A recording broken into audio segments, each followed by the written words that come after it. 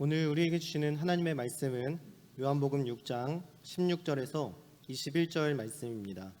요한복음 6장 16절에서 21절 말씀입니다.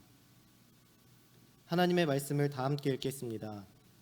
저물매 제자들이 바다에 내려가서 배를 타고 바다를 건너 가버나움으로 가는데 이미 어두웠고 예수는 아직 그들에게 오시지 아니하셨더니 큰 바람이 불어 파도가 일어나더라.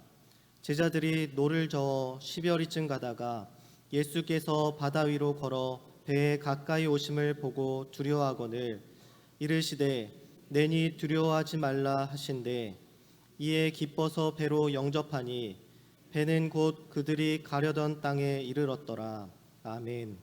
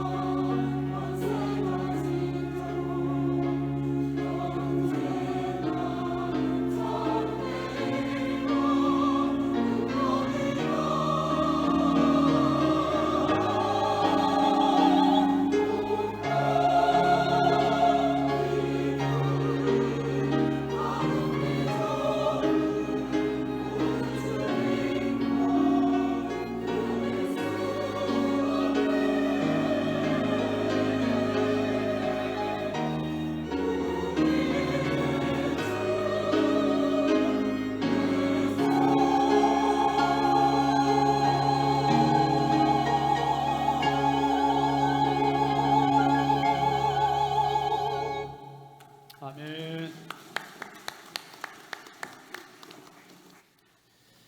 이제 담임 목사님 나오셔서 내니 두려워 말라라는 제목으로 말씀을 전해주시겠습니다. 큰 은혜 받으시기 바랍니다.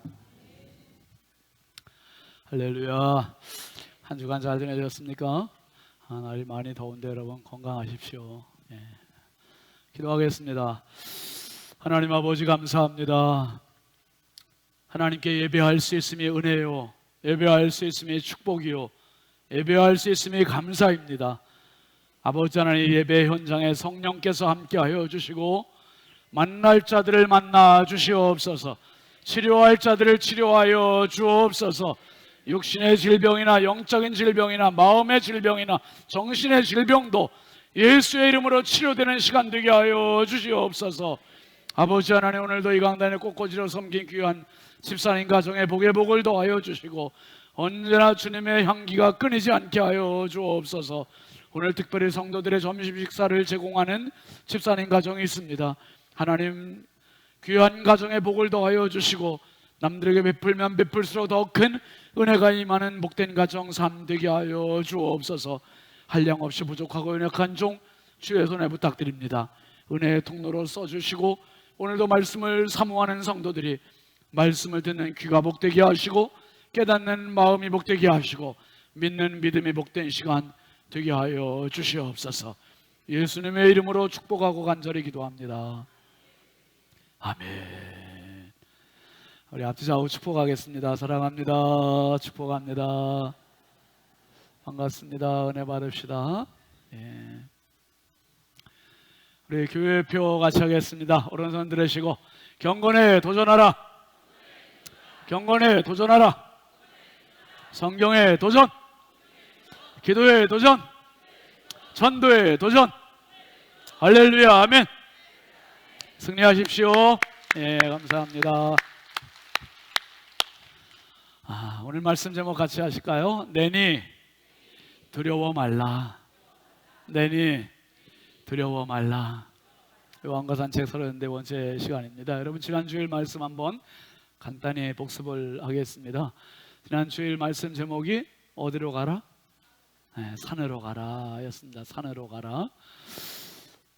예수님께서는 사회적 왕따가 되셨어요. 스스로 자발적으로 많은 무리들로부터 예수님께서 스스로 분리가 되셔서 혼자 산으로 가셨습니다. 그것은 예수님께서 소외되신 게 아니라 스스로 그렇게 하셨죠.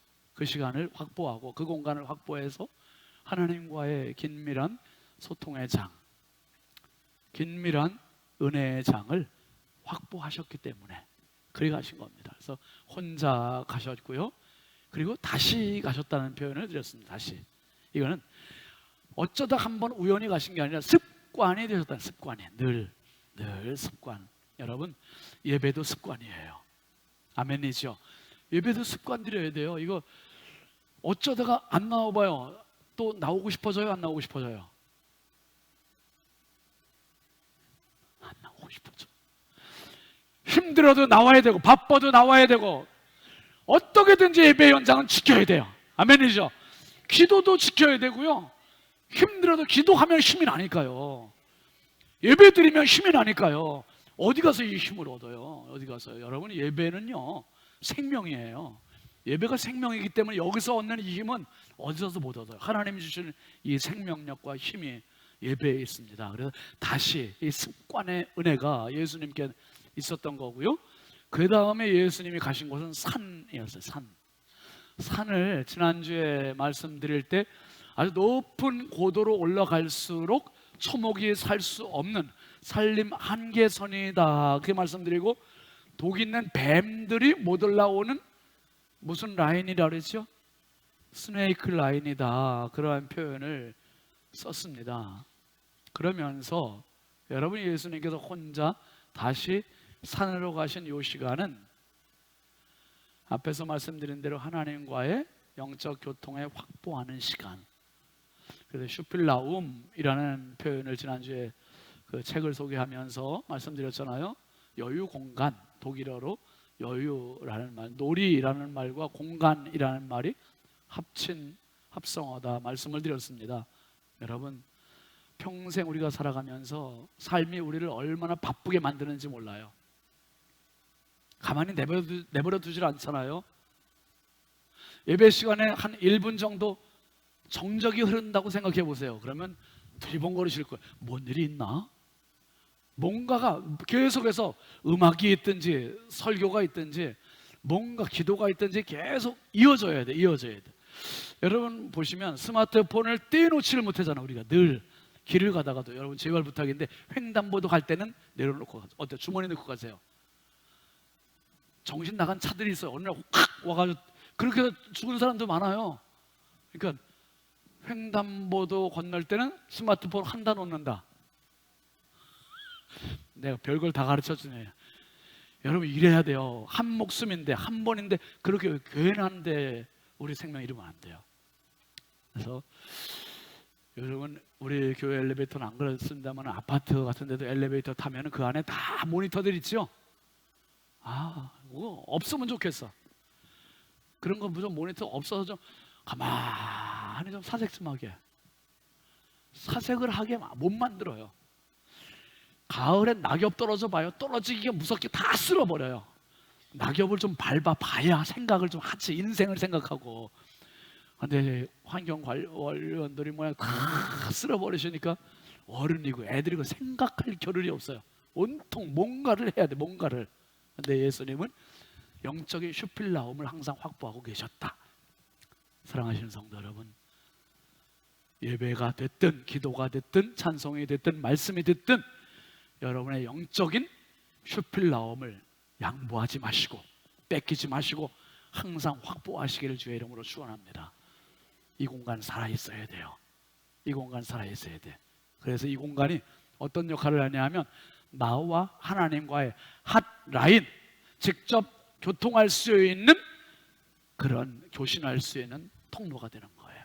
핫라인이 살아있어야 돼요. 그래야 어떤 일이 있어도 승리할 수 있습니다. 여러분 예수님께서 기도하러 가시자 제자들이 이제 바닷가로 가서 배를 타고 가는 그 장면이 오늘 내용인데요. 16절 말씀 한번 같이 보시죠. 날이 저물자 예수의 제자들은 바다로 내려갔습니다. 그리고 17절 거기서 그들은 배를 타고 바다를 건너 가버나움으로 향했습니다. 날은 이미 어두워져 있고 예수께서는 아직 그들이 있는 곳으로 오시지 않았습니다. 예수님은 날이 저물었는데도 제자들에게 오시지 않았어요. 뭐 뒤에 가서 이제 나오겠습니다만은 다음 날 새벽까지 예수님은 밤새 기도를 하셨던 거예요. 근데 제자들에게 지금 닥치는 상황을 보면 예수님이 안 계시다는 상황, 그리고 지금 바다를 향해서 간 상황, 그리고 바다를 건너서 가버나움까지 노를 저어서 가는 상황, 여기서 끝나지 않고 더 설상가상으로 이런 상황까지 겹치는 거예요. 18절 같이 보시죠. 큰 바람이 불어 파도가 일어나더라. 큰 바람이 불어 파도까지. 그러니까 사면초가가 지금 돼버린 거예요. 이 요한복음 6장 요 이야기가요, 병행구가 마가복음 6장에도 똑같이 나오거든요. 마가복음 6장 48, 49절 한번 같이 볼까요? 시작. 예수께서는 제자들이 강한 바람 때문에 노젓느라 안간힘을 쓰는 것을 보셨습니다. 이른 새벽에 예수께서 물 위를 걸어 그들에게 나아가시다 그들 곁을 지나가려고 하셨습니다. 예수께서 물 위를 걸어오시는 것을 본 제자들은 누군 줄 알고? 유령인 줄 알고 소리를 질렀습니다. 그러니까 예수님께서 지금 어려움을 당한 제자들한테 오셨는데 물 위를 걸어오셨고 제자들은 어둑어둑한 시간이라 못 알아본 거예요, 예수님을. 그리고서 지금 혼비백산이 된 겁니다. 유령이다. 그때 예수님께서 배에 오르시고 난이 두려워하지 마 말씀하시고 그리고 안전하게 목적지까지 가셨다는 이야기예요. 이 이야기에서 오늘 세 가지를 같이 살피면서 은혜를 나누겠습니다. 첫 번째는요, 뜻밖의 역풍은 누구에게나 있다는 사실이에요. 한번 합시다. 뜻밖의 역풍은 누구에게나 있다. 여러분 인생은 항해라는 말 하잖아요. 인생은 항해와 같다. 배를 타고 가는 거예요. 언제 풍랑을 만날지, 언제 파도를 만날지 진짜 모르는 게 우리 인생이잖아요. 그러니까 어떤 사람은 모두가 마음의 염원은 정말 순풍에 돛단 배처럼 순항하고 싶지, 누가 사고당하고 싶은 사람 누가 있으며, 질병 걸리고 싶은 사람 누가 있으며, 힘들어하고 싶은 사람 누가 있습니까? 근데 그런 것이 예기치 않게 닥친다는 거예요. 예기치 않게. 뜻밖의 역풍, 뜻밖의 역풍. 여러분, 요셉이라고 하는 사람을 잘 알죠. 요셉은 17살까지는 정말 집에서 아버지의 사랑 독차지해 가면서 채색 옷을 입고 잘 자랐어요. 그런데 17살 때 전혀 예기치 못한 역풍이 불어온 거예요. 인생의 역풍. 그게 뭐였어요? 형들의 미움. 형들이 미워해서 요셉을 애굽으로 가는 인신매매되는 게 팔아버린 거 아닙니까? 이게 인생이 완전히 탁 차단이 되는 거예요. 이런 일이 자기에게 닥칠 줄 어떻게 알았어요? 참 기가 막힌 일이죠. 그 채색 옷 다 벗겨지고 질질 끌려서 애굽으로. 저희 여러 번 광고 간증했습니다마는 저희 집에 2002년도에 아들이 교통사고 난 게 열흘 동안 혼수 상태로 중환자실에 있는데 그 시간이 완전히 인생의 역풍, 가정의 역풍. 그러니까 온 가정의 모든 일들이 다 멈추는 거예요. 다 멈춰요.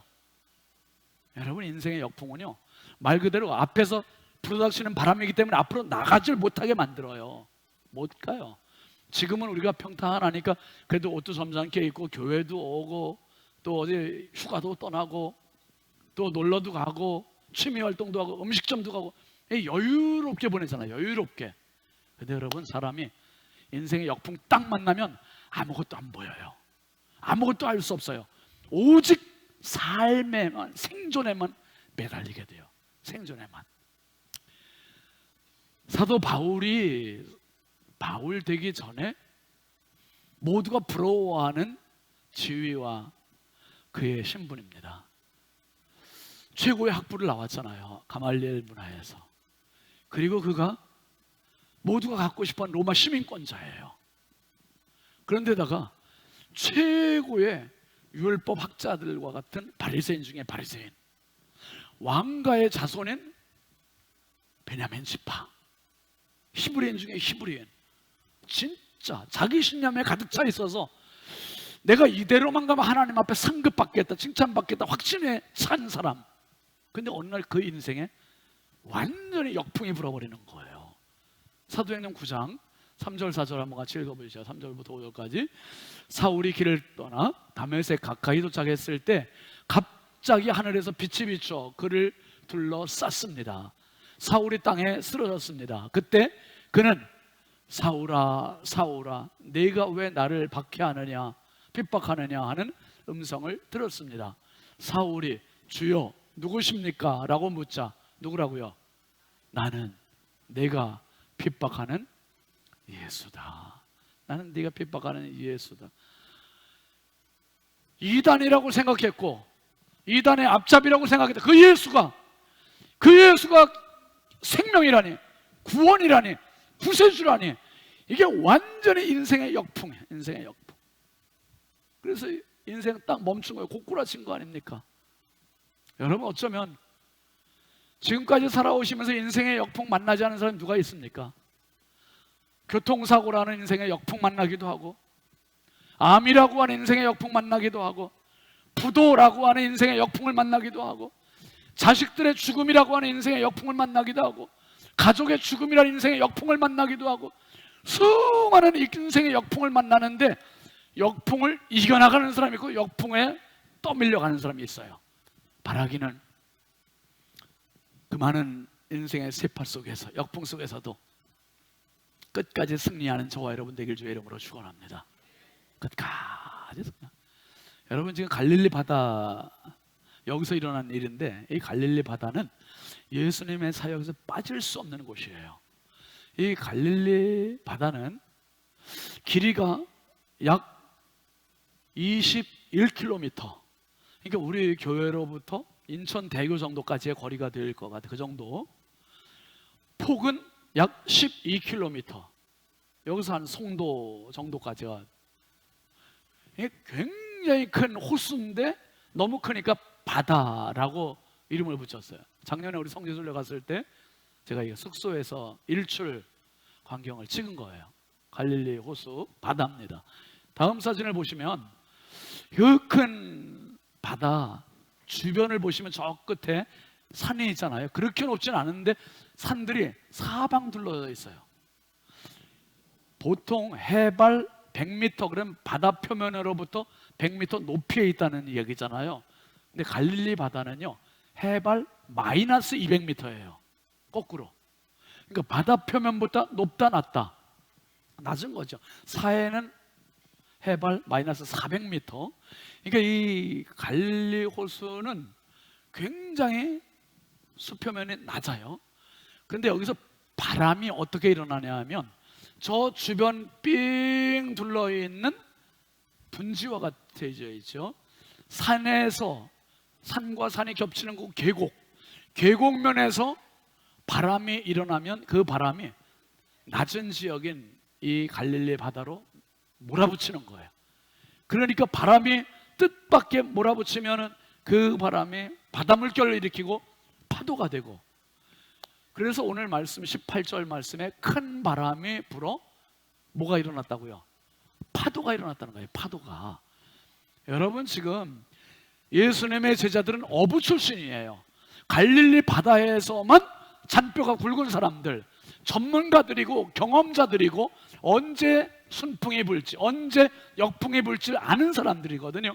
그런데 지금 전혀 예상치 못한 역풍을 맞은 거예요. 우리 인생이 그래요.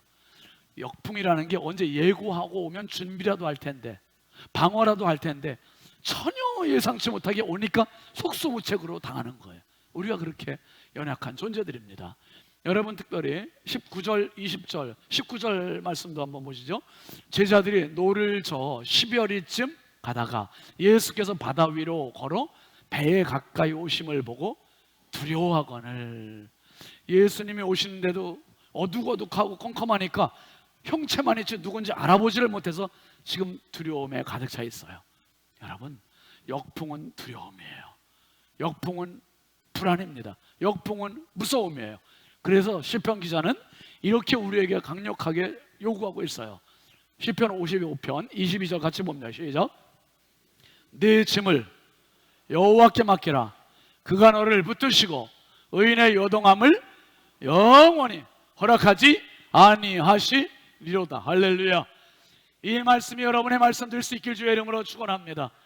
네 짐을 여호와께 맡기라. 내가 붙들고 있으면 언제 부딪힐지, 언제 만날지, 언제 쓰러질지, 언제 이 바람에 쏠려갈지 모르는 게 연약한 인생이에요. 건강할 때는, 돈이 있을 때는, 괜찮을 때는, 순풍이 부를 때는 몰라요. 그런데 그 바람 불 때 속수무책으로 당하는 거예요. 그런데 하나님께 맡기라는 거예요. 왜요? 그분은 바람을 만드신 분이에요. 언제 역풍이 불지 아시는 분이에요. 그래서 하나님께 맡기면 그가 너를 붙들어 주시고, 할렐루야, 너를 붙드시고 의인의 요동함을 영원히 허락하지 아니하신다. 당신의 요동함을 허락하지 아니하실 영원하신 하나님께 당신의 자녀도 맡기시고, 가정도 맡기시고, 물질도 맡기시고, 인생도 맡기시고, 안전도 맡기시고, 모든 걸 하나님께 맡기는 은혜가 있길 주의 이름으로 축원합니다. 맡기는 게 답이에요. 맡기는 게. 내가 하려고 하니까 힘들어요. 뜻밖의 역풍은 누구에게나 있는 겁니다. 그런데 여기서 두 번째 문제는 이거예요. 두려움의 문제를 넘어서라는 거예요. 한번 합시다. 두려움의 문제를 넘어서라. 여러분, 두려움은 극복해야 하는 것이지 굴복하는 게 아니에요. 너무나 많은 젊은 친구들이 두려움에 내 생각대로 안 되니까 그냥 굴복해버리고 극단적인 선택을 한단 말이에요. 두려움은 극복의 문제지 절대로 굴복의 문제가 아니다. 그리고 두려움의 문제는 나에게 집중되면 두려워요. 내가 상황의 문제만 집중하면 두려워요. 근데 하나님께 집중하면 담대해져요. 할렐루야. 하나님을 바라보면 희망이 생겨요. 하나님을 바라보면 새 힘이 나요. 이 예배의 자리는, 기도의 자리는 하나님 바라보는 시간이에요. 아멘. 하나님 바라보는 시간. 그래서 여러분 금요 불기도 기도 요즘 많이 나와서 기도하시잖아요. 열심히 기도하세요. 나오세요. 나와서 뜨겁게 기도하고 새벽에도 기도하시고, 기도하면 힘이 나요. 기도하면 하나님 보여요. 기도하면 하나님 힘을 주세요. 19절 말씀을 한번 다시 보세요. 제자들이 노를 저 12월이쯤 가다가 예수께서 바다 위로 걸어 배에 가까이 오심을 보고 두려워하거늘. 여러분, 예수님을 두려워한 겁니까? 예수님의 형체만을 두려워한 겁니까? 형체만을, 누군지 모르니까. 예수님 몰라보면 두려운 거예요.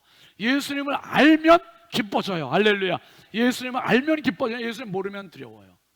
여러분, 두려움이라는 말은 사실 우리가 죄 짓고 나서 생긴 말이에요. 성경을 보면 두려움이라는 말이 제일 먼저 등장하는 데가 창세기 3장 9절 10절에 나와요. 같이 읽어볼까요? 시작. 여호와 하나님이 아담을 부르시며 그에게 이르시되 내가 어디 있느냐? 이르되 내가 동산에서 하나님의 소리를 듣고 내가 벗었으므로 뭐하여? 두려워하여 숨었나이다. 이게 인류 최초의 두려움의 현장입니다.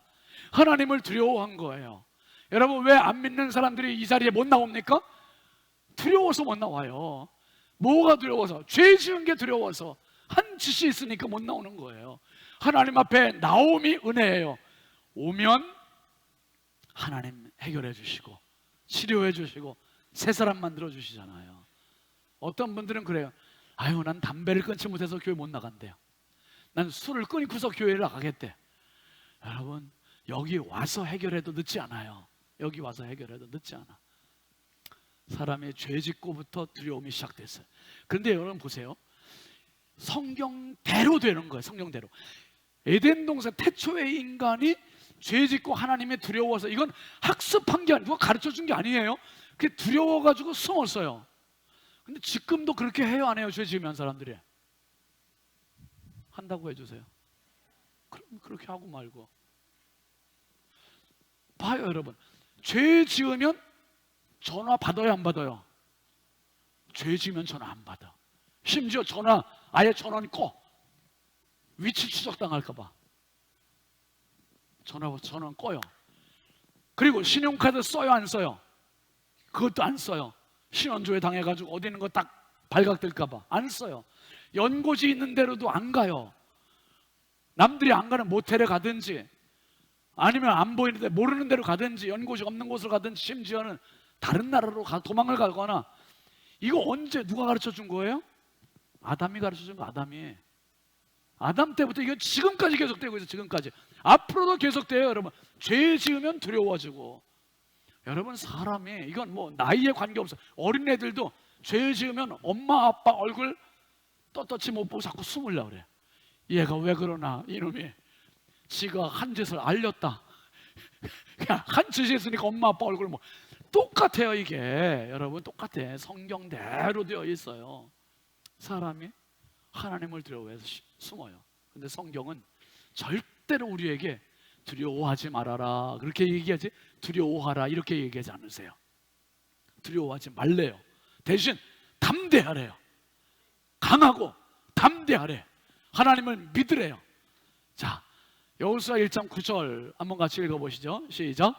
내가 내게 명령한 것이 아니냐. 강하고 담대하라. 두려워하지 말며 놀라지 말라. 내가 어디로 가든지 내 하나님 여호와가 너와 함께 하느니라 하시니라. 할렐루야. 하나님께서 여호수아를 모세 후계자로 세우시면서 당부하신 말씀이에요. 뭡니까? 내가 내게 명령한 게 아니야. 걱정하지 말고, 걱정 붙들어 매고 강하고 담대하라.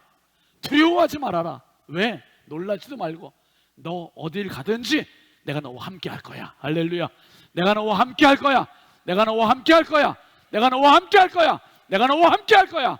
할렐루야. 여러분, 하나님께서 여호수아에 이 담력을 주세요. 이 담력. 하나님이 함께 하시면 어딜 못 가겠어요? 누굴 못 만나겠어요? 뭔 일을 못 하겠어요? 여러분, 예수님도 말씀하세요. 마가복음 11장 22절 같이 보시죠. 예수께서 그들에게 대답하여 이르시되 뭐라고요? 하나님을 믿으라. 나를 믿으면 불안해요. 나를 믿으면 걱정돼요. 나를 믿으면 두려워요. 하나님을 믿으면 담대해요.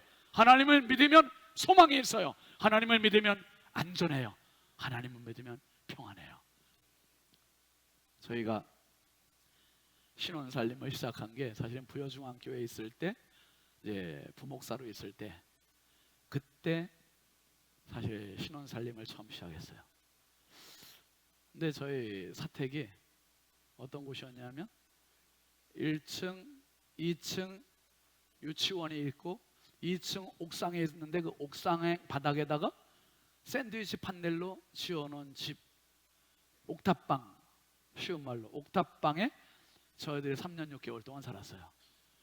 옥탑방의 장점, 여름엔 따뜻하고 겨울엔 아주 시원하고 이게 옥탑방이에요. 이게 제 아내가 그때 이제 결혼하고 애 낳고 너무 뜨거우니까 교육자실에 아예 낮에는 내려와 있었어요. 그런데 이 샌드위치 판넬이 아주 새 거가 아니라 아주 낡아서 밑에 그냥 바람이 숭숭 들어오는 그런 데였었어요. 참 열악하게 살았죠. 그래서 그랬는지 어쨌는지 바퀴벌레가 너무 많은 거예요. 바퀴벌레 아시죠? 별로 반갑지 않은 벌레들. 근데 저도 아내도 이게 시골에서 어린 시절을 보냈기 때문에 웬만한 곤충 이런 것들은 겁이 안 나고 그냥 완전 바퀴벌레는 별로야. 바퀴벌레는 별로 흥미가 없어요. 그런데 이 바퀴벌레가 근데 그때 아기를 어떤 바닥에다 늘 눕혀놓고 재우고 그랬었거든요. 그런데 이놈들이 벽에도 나타나고 방바닥에도 나타나고. 그러니까 아기는 괜찮은데 제 아내가 경기를 하는 거야. 이게 아기한테 어떻게 될까봐. 그렇잖아요. 이게 바퀴벌레가 그냥 아기한테 코로 들어가나 막 그랬더니 어떻게 되겠어요. 그러니까 걱정을 하고 막 그러다가 신경쇠약이 걸려가지고 여러분 한 곳을 너무 집중하게 되면 노이로제 걸리잖아요. 노이로제. 바퀴벌레 노이로제 걸렸어요. 너무. 그러니까 그 전까지는 바퀴벌레 무서웠는데 이 사람이 어느 날 제가 잠을 자는데 이마를 한 대 맞았어. 제가 가정폭력을 처음이자 마지막으로 그때 당했는데 아내가 바퀴벌레가 여기 있다고 때린 거예요. 제가 얼굴 중에 제일 넓은 면적이 여기 있잖아요. 여기. 이게 제가 자다 말고 깜짝 놀래가지고 벌떡 일어나서 뭔 일이냐고 그랬더니 바퀴벌레가 있었대. 바퀴벌레가 아니라 제 눈썹이었나 봐 아마. 근데 여러분 사람이 소뚜껑 보고 자라보고 놀란 것은 소뚜껑 보고 놀란다고. 아무튼 이게 검은 것만 나타나면 다 이게 바퀴벌레가 보여가지고 이마에 그냥 슬금슬금 기어가는 것들이 보이는지 그냥 여기 때려가지고 지금까지도 여기도 좀 아파. 어쨌거나 근데 아내가 그때 그리고 나서는 바퀴벌레를 향한 기도를 했대. 기도. 하나님 바퀴벌레를 없애주시든지 하나님 나에게 담력을 주십시오. 담력을. 이 바퀴벌레를 보고도 확 잡아버릴 수 있는 양 담력을 달라고. 그 지금까지도 담대해요. 바퀴벌레에 대해서. 여러분 근데 작은 예지만 바퀴벌레 가지고도 우리가 깜짝 놀라고 이게 당황스럽게 두렵기도 한데 다 바퀴벌레뿐만 아니라 세상에 수많은 바퀴벌레가 우리 안에 있는 거예요. 사고라는 바퀴벌레, 부도라는 바퀴벌레, 질병이라는 바퀴벌레, 수많은 바퀴벌레들이 크고 작은 문제들이 계속해서 우리 주변에 기어다니고 막 엄습하고. 그러니까 진짜 문제는 바퀴벌레가 문제가 아니라 담대하지 못한 내 마음의 문제, 영혼의 문제. 여러분 나무는요, 여기 나무에 풀 있지만 이런 것들은 이게 지금 뭐 꽃이 피고 잎이 청청하고 이런 게 중요하지만은 이게 사실 밑에서 물을 주지 않고 뿌리를 잘라버리면 이거는 이제 얼마 있다 돌아가셔야겠다. 여러분 나무들을 보시면은 잎이 정말 청청하잖아요. 나무가 테니시라도. 그러면 나무 드러난 모양을 보고서 우리가 이파리에만 물 주지 않아요. 이파리에 거름을 주는 게 아니에요. 물과 거름은 어디다가 줘요? 뿌리에 주는 거예요. 뿌리에. 나무의 생명은 이파리에 있는 게 아니라 뿌리에 있기 때문에, 그래서 뿌리병이라는 게 있는데, 뿌리에 병이 들면 겉은 멀쩡해도 이게 점점 죽어가는 거예요. 마찬가지로 사람들이 겉보기에는 다 멀쩡해 보여요. 다 잎도 멀쩡해 보이고 열매도 멀쩡해 보이고, 그런데 그 인생의 뿌리병이 다 걸려 있어요. 예수 없는 영혼이 돼버린 거예요. 생명 없는 영혼이 돼버리니까 그 나무들이 점점 죽어가는 거죠. 여러분, 오늘 이 제자들이 두려워 떠는 원인을 같은 말씀인 마가복음 6장 52절에서는 이렇게 진단을 내립니다. 같이 보죠. 이는 그들이 그 떡 되시던 일을 깨닫지 못하고 도리어 그 마음이 둔하여졌습니다. 마음이 둔하대요. 둔해. 마음이 둔하면 무감각하다는 거예요. 무덤덤하다는 거예요. 여러분, 예수님께서 피를 불어도 춤추지 않고 곡을 하여도 가슴을 치지 않는 그런 시대라고 예수님 시대를 표현을 하셨어요. 오늘 우리 시대가 그렇지 않아요? 생명의 하나님의 말씀을 전하는데도 이게 뭐인가 별 반응도 없고, 가슴을 치고 울어야 되는데도 반응이 없고, 마음이 둔해. 영혼의 병이 들었어. 아이들도 영혼의 병 들고, 어른들도 영혼의 병 들고, 모두가 영혼의 병 들어서 어떤 말씀에도 반응이 없는 거예요. 여러분, 영혼이 살아야 돼요. 마음이 살아야 돼요. 마음에 반응이 있어야 돼요. 하나님의 말씀에 은혜가 될 때는 아멘 해야 돼요. 말씀에 아멘 할 때 내 영이 깨어나는 거예요. 살아나는 거예요. 내가 살아나야 내 삶이 풍요로워져요. 그럴 때 나무가 튼튼해지고 잎이 풍요로워지고, 여러분, 말씀이 여러분의 영혼을 살리는 은혜가 날마다 있기를 주의 이름으로 축원합니다. 잠언 18장 14절에서 잠언 기자는 이렇게 얘기합니다. 시작. 사람의 심령은 그의 병을 능히 이기려니와 심령이 상하면 그것을 누가 일으키겠느냐. 이게 되게 중요한 말씀이죠. 심령은 병을 이긴대요. 마음이 담력이 있으면, 그러니까 암이래요. 그럼 덜컥 이제 죽었네, 이게 아니고, 암이래요. 그럼 이겨나가야지, 기도해야지. 그러니까 심령은 병을 능히 이긴대. 할렐루야.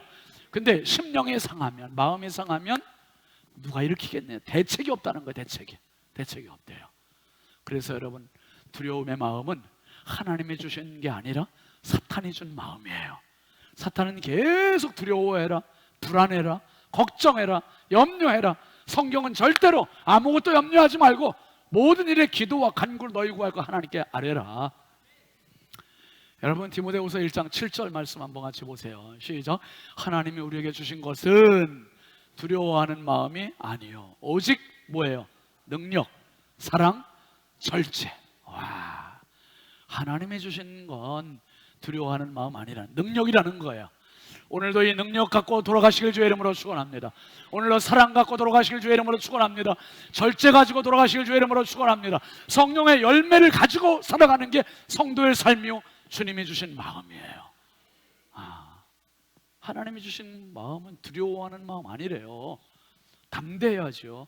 그러니까 골리앗 앞에 가서도 모든 백성들은 두려워 벌벌 떨어도 하나님을 믿는 사람은 담대하게 나가잖아요. 다윗은 담대하게 나가는 거예요. 여러분, 마지막 문제 세 번째는 선장이 바뀌면 해결된다는 사실이에요. 같이 읽어봅시다. 시작. 선장이 바뀌면 해결된다. 선장이 바뀌면. 예수님께서 기도하시는 동안 예수님 안 계신 배 안에 제자들끼리 가다가 지금 이 어려움을 당하고 있는 거예요. 여러분, 요한과 산책 쭉 가고 있는데 이 요한복음의 가장 큰 특징은요, 요한복음을 보는 내내 누구 이야기냐 하면 예수님 이야기예요. 예수님이 항상 곁에 계세요. 근데 지금 요 순간에는 예수님 계셔요, 안 계셔요? 요 순간에 안 계시다 이 말이에요. 그러니까 역풍이 몰아닥치고, 그러니까 지금 두려움이 엄습하고, 예수님이 안 계신 인생이 아니라 예수님이 함께 하시는 인생 되어야 됩니다. 예수님께서 지금 이들에게 오셨어요. 오셔서 20절 말씀 다시 보세요. 시작. 이르시되 내니 두려워하지 말라. 예수님 오셔서 하신 첫 번째 말씀이 두려워하지 말아라. 두려워하지 말아라. 그랬더니 그 다음 절에 어떻게 됩니까? 이에 뭐해서? 기뻐서 배로 영접하니 배는 곧 그들이 가려던 땅에 이르렀더라. 기뻐서. 예수님만 오시면 두려움이 바뀌어서 기쁨이 돼요. 할렐루야. 예수님이 안 계시면 기쁨이 바뀌어서 두려움이 돼요. 예수님 계시니 기쁨이 되고, 가려던 목적지에 도착이 되고. 이 똑같은 말씀 병행구 마가복음 6장 50절 한번 51절 같이 보시죠. 시작. 그들이 다 예수를 보고 놀람이라. 이에 예수께서 곧 그들에게 말씀하여 이르시되 안심하라. 내니 두려워하지 말라 하시고 배에 올라 그들에게 가시니 바람이 그치는지라 제자들의 마음에 심히 놀랬다. 그래서 예수님께서 오시면서 나야, 두려워하지 마, 두려워하지 마. 그런데 제자들이 기뻐했어요. 그런데 바람이 그쳤어요. 그리고 파도가 멈췄어요. 그리고 목적지까지 도착이 됐어요. 여러분, 예수님이 선장으로 계시면 내 힘대로, 내 마음대로, 내 계획대로 안 되던 인생도 내가 생각한 것보다 월등한 인생이 됩니다. 아멘이죠? 월등한 인생이 돼요. 우리 교회 부흥에 왔었던 그 아틀란타 베델 교회 이혜진 목사님이 올해 아침 잠언이라는 책을 썼어요. 두란노에서 출판한 책인데 굉장히 유익해요. 여러분 한번 사서 보시면 좋겠어요. 근데 우리 교회 그때 부흥에 와서도 간증했고, 이제 제가 미국 갔을 때도 저한테도 이런 얘기 참 여러 번 했었는데, 요 이야기를 요 책에 썼어요. 요 책 내용을 제가 인용을 했습니다. 한번 보시죠. 목사가 되지 않으려고 했습니다.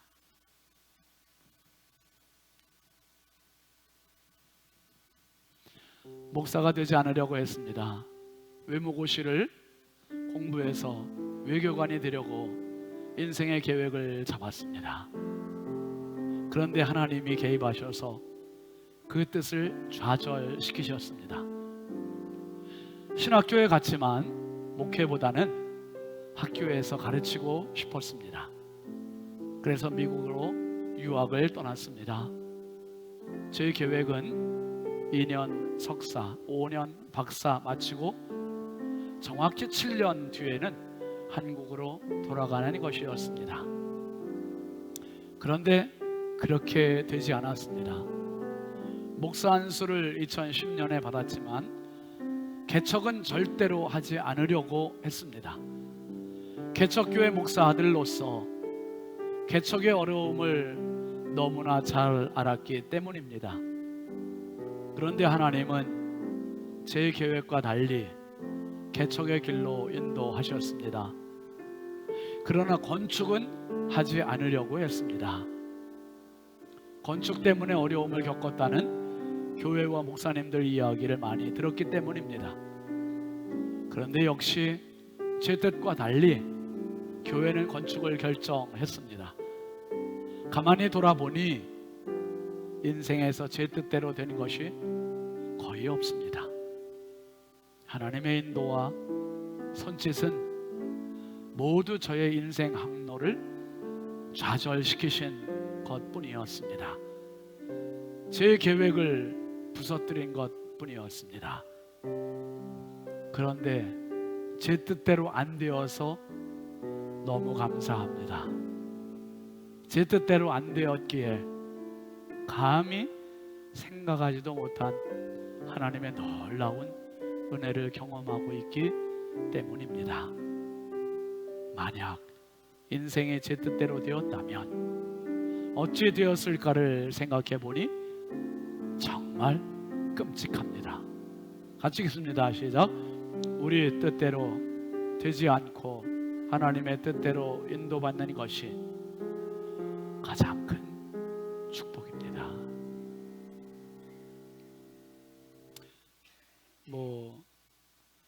이혜진 목사님이 모든 사람이 가고 싶어하는 서울대학교를 갔고 서울대학교 서영학과를 졸업을 했어요. 정말 외교관이 되고 싶어서 외무고시를 준비했는데 하나님은 그 길을 막으셨고 인생의 역풍을 계속 만나게 하신 거죠. 이 과정들이. 근데 지금 미주 사회 우리 교단에서 가장 큰 교회로 성장을 했고, 지난번에 갔을 때 이제 새로 100인 교회를 구입을 했는데 우리 교회가 지금 한 1000석 조금 넘어요. 1000석 조금 넘는데 그 베델 교회에서 매입한 성전이 2500석이에요. 제 안에 들어가 보고서 야, 진짜 하나님의 놀라운 계획이구나, 축복이구나. 이혜진 목사님 늘 고백해요. 제가 뭐라고 하나님 이런 은혜를 주시는지, 이런 복을 주시는지 모르겠다는 거예요. 여러분, 똑같은 것 같아요. 여러분 인생은 어떻게, 여러분이 계획한 대로 되셨어요? 안 되셨어요? 예? 봐요, 안 됐잖아요. 안 된 분이 대부분이죠. 계획한 대로 됐으면 지금 이렇게 살겠어요? 다른 데 가서 다 지금 화려하게 지금 스포트라이트 받으면서 멋있게 살려고 하지 않겠어요? 내 인생 내 뜻대로 내 계획대로 안 된 분이 모인 곳이 여기에요. 여기.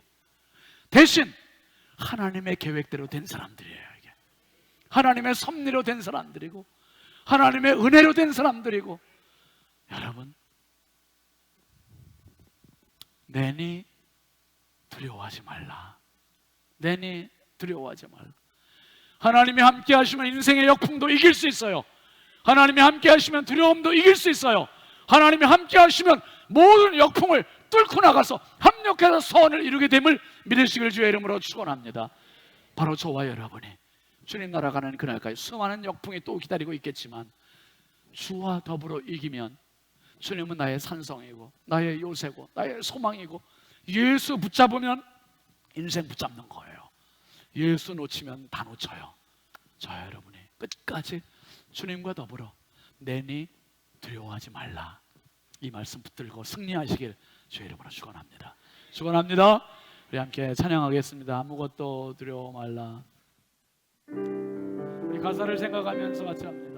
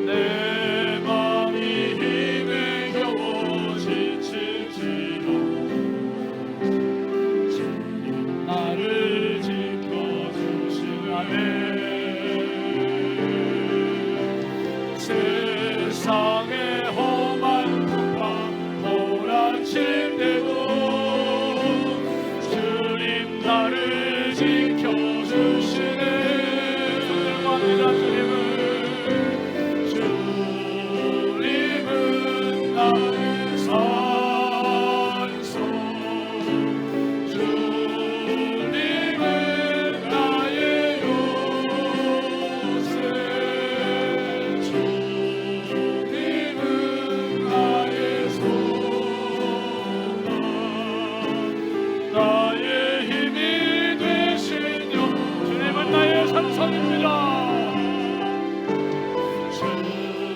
주님은 나의 산성